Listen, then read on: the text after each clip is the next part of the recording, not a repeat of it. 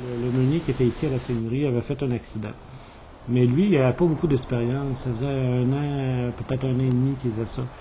Il n'avait pas beaucoup d'expérience. Puis, il m'a montré à faire fonctionner le moulin, ce qui est assez facile. Mais par contre, pour faire une bonne production de farine, ça, c'est une autre histoire.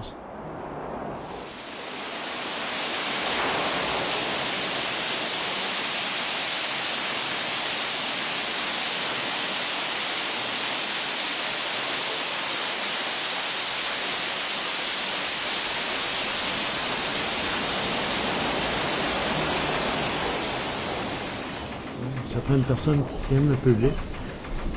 Ça prend une personne qui est homme à tout faire. Ça prend une personne aussi qui a une bonne capacité physique, parce que c'est quand même dur physiquement. Même si je fonctionne à l'eau, il n'y a pas de cadran pour ajuster le moulin.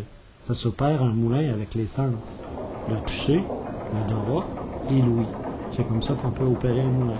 Et à partir de ce moment-là, j'ai une trémie, c'est un contenant où on va déverser les céréales. Ça va descendre par gravité dans les meules à mesure qu'on moule le grain. C'est un système qu'on appelle logis, c'est tout simplement une plaque de bois qui retient le blé avec une batterelle, un petit morceau carré qui tourne avec la meule.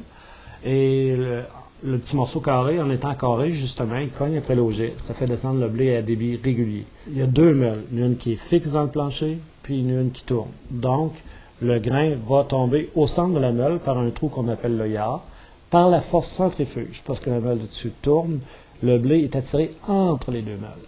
Et en passant entre les deux meules, le blé se fait moudre pour devenir de la mouture. Après la meule qui tourne, on a un petit balai de fixer.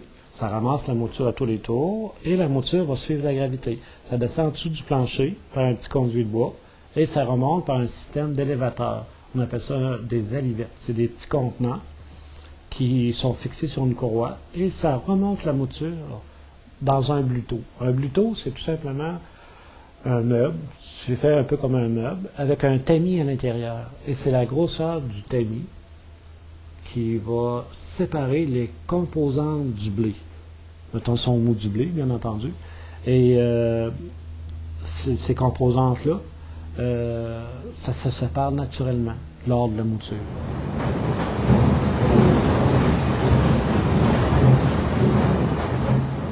Juste les petites rainures qu'il y a ici. C'est ça qu'on fait, le repiquage de la meule. C'est ce qui moule le grain. Les rainures ne sont pas profondes, mais c'est comme ça qu'il faut qu'ils soient. Si c'est trop profond, c'est pas bon. S'ils sont trop éloignés une de l'autre, c'est pas bon non plus. Il n'y a pas un meunier qui moule pareil.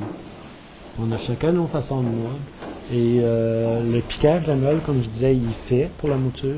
Puis il n'y a pas un meunier qui moule pareil.